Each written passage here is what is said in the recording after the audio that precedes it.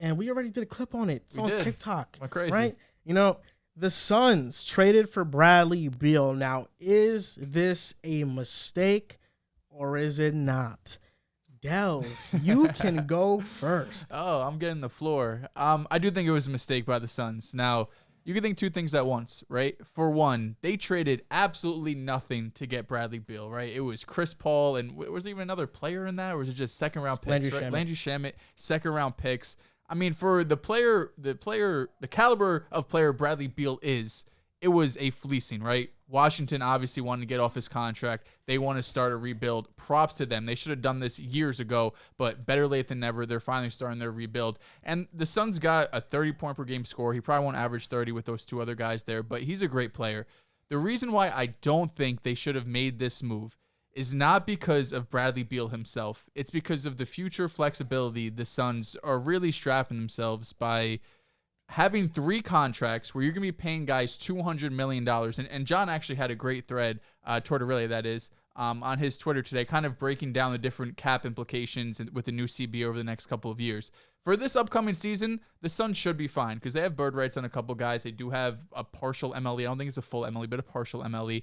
And they have, I think, a biannual exception too. So they'll be able to build out a roster. And when you do have Kevin Durant, who's, 36, 35 years old, he's really the only one, I would say, aging. Devin Booker's in his prime. Bradley Beal's still in his prime, although he's, over 30. I can understand why the Suns are going to go all in for this year and say, fuck it. We'll deal with those CBA implications later down the road.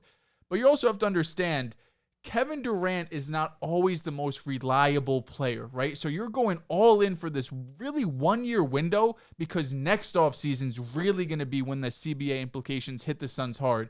And the roster they're going to have in the 2024 season is basically going to stand pat. So whatever issues we see the Suns have this upcoming season, it's going to be very difficult for them to solve them the following offseason because they're not going to be able to make trades and acquire a player who's going to be getting more money than the players are getting out. They're not going to be able to have those exceptions like a biannual or an MLE. They're not going to be in the buyout market. So any issues, and there's going to be issues with this team, they're not going to be able to fix. And for all the people who said, it's fine, go and trade DeAndre Ayton, who's going to be the big? Who are you going to start at center if you want to trade DeAndre? And Dale kind of guy. He could give you some good bench minutes, but I don't want him starting at my 5. I mean, you over here want John Collins. So I think the Suns for this 1-year window, I really think if they do not win in the 2023-2024 season, they're not going to win a championship. And personally, I would like to have more than just a 1-year window to try to win a championship. Now, Dehls, here's why you're wrong.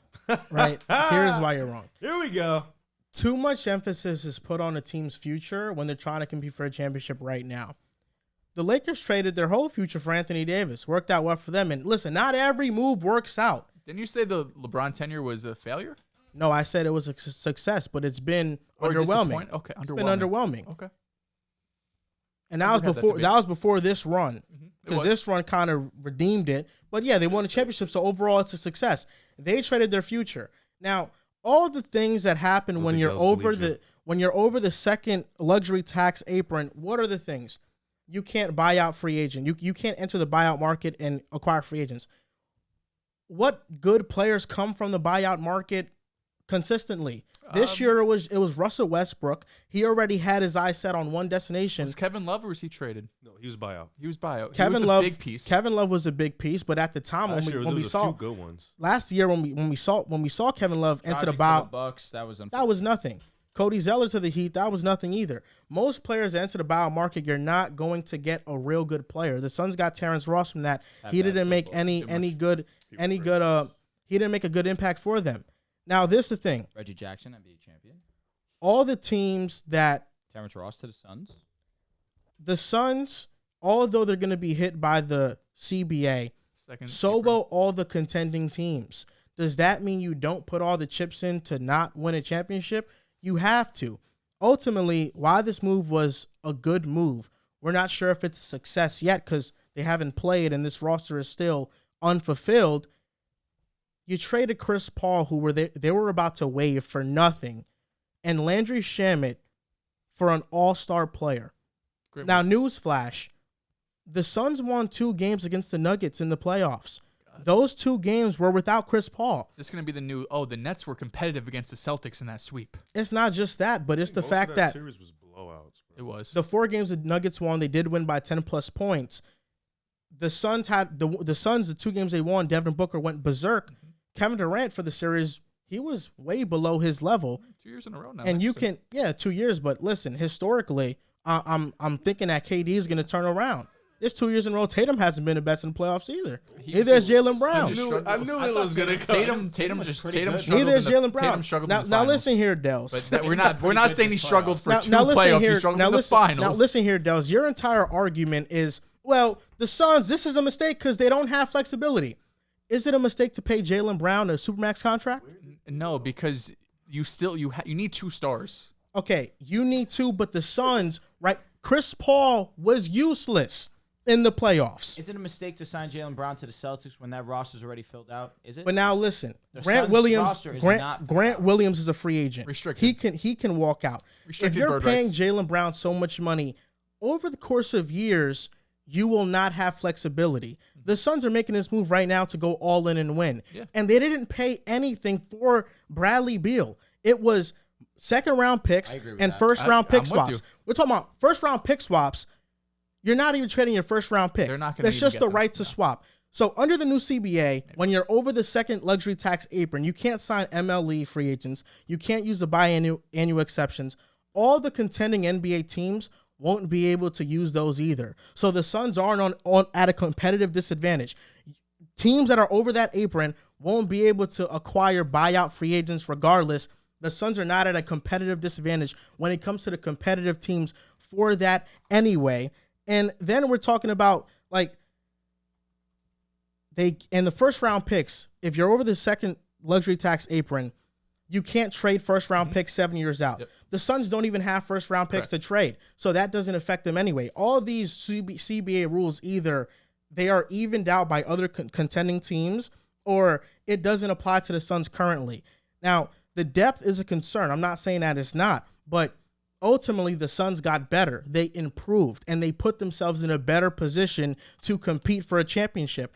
All the problems the Suns had after acquiring Bradley Beal, the depth, the defense, are things they would have had if they didn't make the trade, and it would have been even worse because they would have had Chris Paul, possibly waived them for nothing, and Landry Shamet, somebody who he's not worth a damn in the NBA. Nobody's going to trade for him. So we're talking about they improved. Now, I want to ask you this.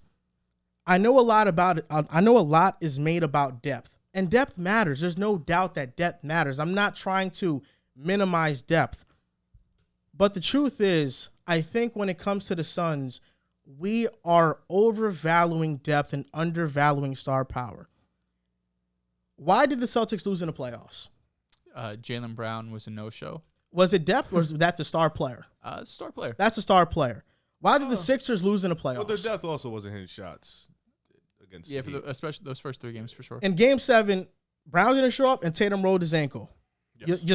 If your star showed up, you win. Why didn't the Sixers win last year? Why didn't they beat the Celtics in Game 7? Their stars didn't show up. Their stars didn't show up. Never does. Why did the Bucks not win in round 1? Giannis got hurt. They just got outplayed. That is true. You could say Giannis showed up, but Chris Middleton was inconsistent. Drew Holiday was trash on offense and getting cooked on defense. It was just they got outplayed. Their best players ain't show up. But yeah, you're right. They got outplayed top to bottom. I look at the Warriors. Jordan Poole, one of the main players, didn't play well. Klay Thompson didn't play well against the Lakers. We talking about when teams lose, it's usually because the stars don't show up. Can we look at the opposite this year? Why did the Heat go to the finals? Why did the Nuggets go to the finals? You have Jokic and Jamal doing their thing, but those role players played a huge role. On the Heat, oh my God, why times did the Warriors 1,000. go to the finals last year? Exactly. Say Poole was unbelievable. Wiggins was amazing. Why did the Lakers get back to where they was? Their role players started to step up. You don't doubt that the 2 stars when they're at 100%. That's why here's the anomaly. Jaylen Brown was the worst that we've seen him in the playoffs. The best example is Joel Embiid and James Harden because those are 2 stars. But again, hurt. You do look at the other teams that had success in the playoffs. Their 2 stars were on, but really what propelled them to that next level was the depth and the role players. Using the Heat as a case study on how to build a championship contending roster, especially with the year that we just saw, is a mistake because it's an anomaly year. I can't do that. It's Caleb Martin played at a level that we did not expect in the conference finals. They beat the number 1 seed. They beat the number 2 seed. I cannot do that. So we're saying it's something that happens once every 20+ years. What the Heat did. No, the Heat, what they did was an anomaly. But can we also say big threes where one of their players are injury prone? Winning is also an anomaly with them. It is. Kevin Durant is injury prone. Beal has been injury prone the last 2 years. Devin Booker just missed a lot of time for the first time in his career. That's also an anomaly with them winning. It's both ways. You could say the same thing. So that argument that you're making is basically that if you form a big three, if one of them get hurt, you don't have a chance to win. You're probably top heavy. But that can be said for any team that goes to the finals. If the Nuggets don't have Aaron Gordon for this entire run, do they make it this far? I mean, Jaylen Brown was terrible. We still almost won that they series. lose Jamal Murray, they probably go. Aaron Gordon was essential for them, no doubt. I still think they have a strong chance to make the finals. You could say strong, but Aaron Gordon was the third most important player for them the entire playoffs. MPJ was amazing. I'm not just MPJ. He wasn't Aaron Gordon. Aaron Gordon got the toughest defensive assignment every single series. He did, but MPJ he locked up LeBron. He locked up LeBron. He did. Oh my god. I mean, but the Heat were missing their second or third best player. The whole. But Tyler Hero, he is somebody that's going to take away from the team, and even you can even use the argument that if he was there, the Heat would have had a better chance. Take away in what way? And you said the Celtics this year was an anomaly because Jaylen Brown doesn't play like this. Well, last year the same can be said. They didn't win the finals because of Jason Tatum. Their star player did not show up. They went to the finals though, but they did not win it all because their star player didn't show up. The Warriors, their star player showed up. Wiggins ascended to being their second best player. Jordan Poole elevated. Draymond Green's Draymond Green. It's like that's a tough situation to compare it to. But the Warriors got Steph Curry, who's a superstar, and then the rest of the team is really good. I mean, right? You have Clay, Poole, Wiggins, Draymond. They're all fine. NBA. The thing about this big three is that we have the two stars in KD and Booker, and I mean the Suns, right? That role player now becomes Bradley Beal. Bradley Beal now becomes a player that has to come in and play a role, which before he was tasked to be the number one option in Washington, he was shooting 39% from three. He was playing good defense. So we're talking about a third option role player that is capable of dropping 30 every night, but realistically he'll be around the 20-point per game average. Yeah, okay. All I'm saying is that star players are the reasons why you either win or lose. If they don't show up, you lose. If they show up, you win. You win those games for the most part. And given what the Suns traded, I mean, this is like, Drew. I agree with you. If the Lakers were to trade D'Lo and Rui Hachimura for Zach LaVine, would you not be ecstatic? I would be shitting myself. It would take away two of your depth players. They have more than for 5 LaVine, players under contract. But we haven't given the Suns a chance. We have money. We have $38 million to fuck around with so far. We haven't seen the Suns. We haven't given a chance for the Suns to fill out the roster. But they don't have right now negative. If you're the Celtics right now, do you trade Al Horford, Payne Pritchard, and Derek White for Pascal Siakam? 1,000%. But they still have depth, even with losing those guys. If they lose two role players, you said Payne and Pritchard. I said play. Derek White, Al Horford, and Payne Pritchard. I just heard Al for Horford Pascal and Payne Siakam. Pritchard. Marcus Smart. Does that mean that Malcolm Brogdon's gone? No, Brogdon's most likely to be gone. I mean, this is a different world we live in. The Celtics right now, we saw in the playoffs, they're 7 to 8 deep at most. After that, it gets really thin. The Nuggets just threw out a 7-8 rotation too. And that's what the playoffs it is. And that's why I'm saying the Suns don't need a roster of 10+ players that can play high-level playoff minutes. They just need a little bit. Once you get to the conference finals, you already have 4 players. You have 4 players in KD, Booker, Beal, and Ayton who are they're good NBA players.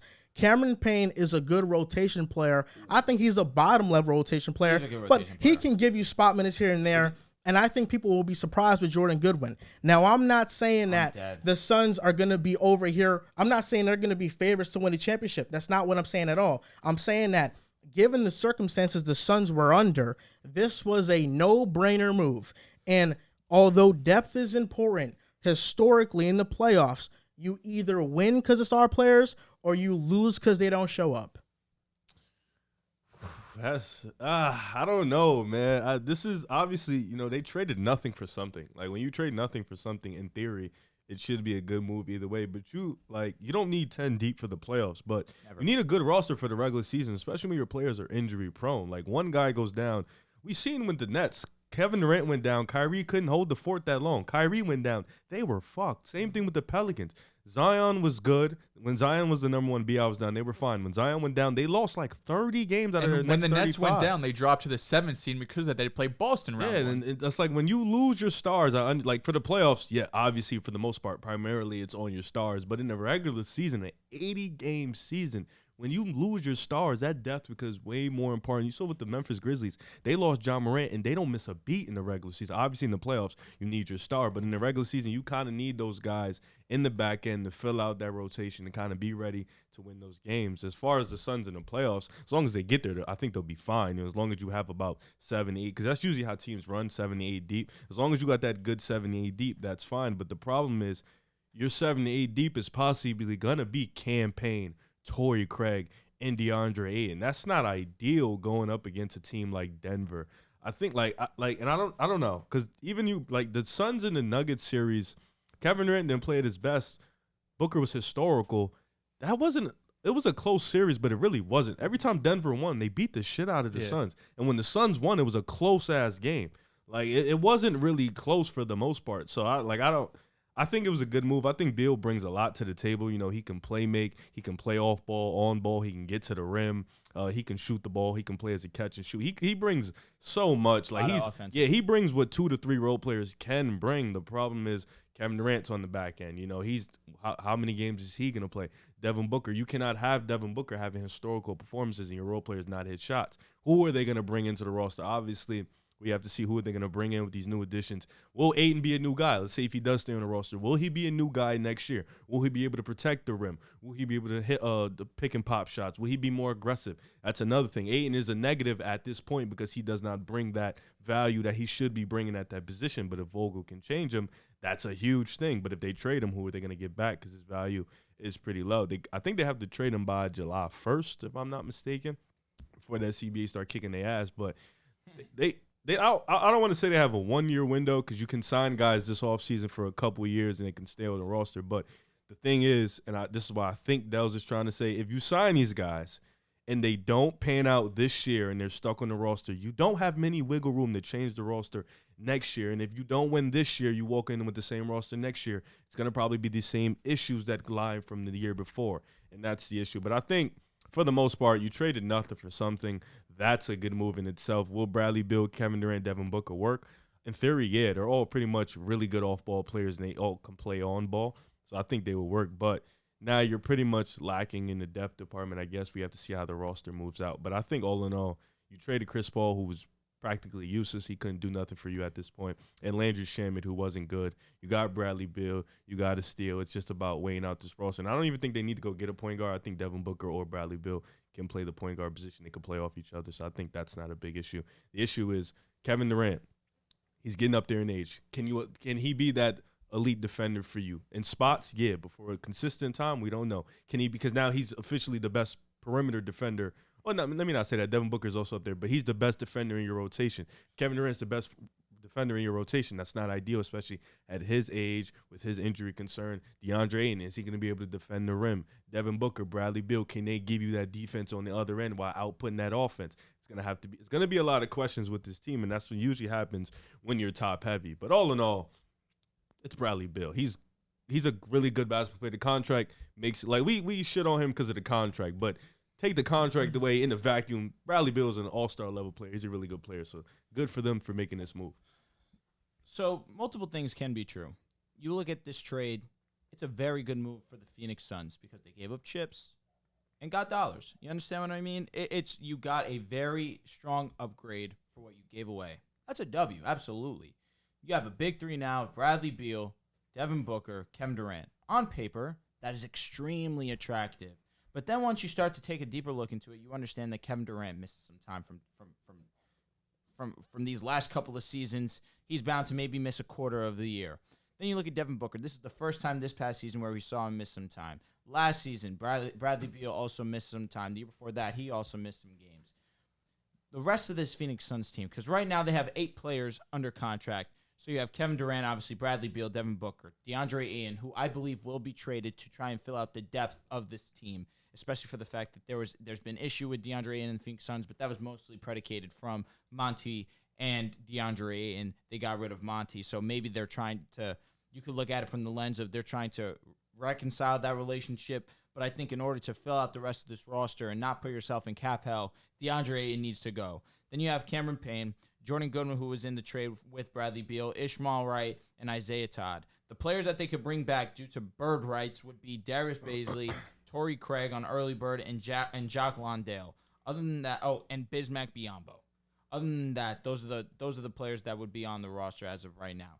The worry with this Phoenix Suns team becomes defense. Offense is not the worry. They're going to put up points very easily. You now add Bradley Beal, who Riv just went through it. Can play make, obviously can create for himself, is a bucket, just brings a huge amount of offense. Not a bad defender by any means. Booker showed it this playoffs.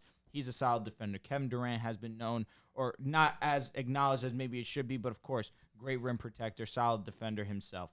But other than that, especially if DeAndre Ayton is on the trade block, potentially may not be on this team, I worry about the defense. I worry about the defense because this team, just with the lack of depth, that just becomes the main concern to me. Offensive creation, offensive output will never be an issue for the Phoenix Suns so long as those three guys are on the court. That's a huge question that we have to be fair with. Are these three guys reliable to stay on the court for a majority of the regular season? Let me not say all of it. That's unfair. Of course, players will miss time. For a majority of the regular season, will they be ready for primetime playoffs? Because that's essentially what the Phoenix Suns are playing for now. So, Joel, I'm with you. I think this is an obvious great move for the Phoenix Suns because you gave up minimal to get a huge reward. But in terms of the bigger picture, this team already needed depth. You add Bradley Beal, of course, that's an upgrade, but the rest of the team becomes a concern when you realize that the dollar situation is such a strong one that Phoenix simply is struggling with right now. The bigger picture is a championship, is it not? Absolutely. I think this puts them in a better position to win a championship.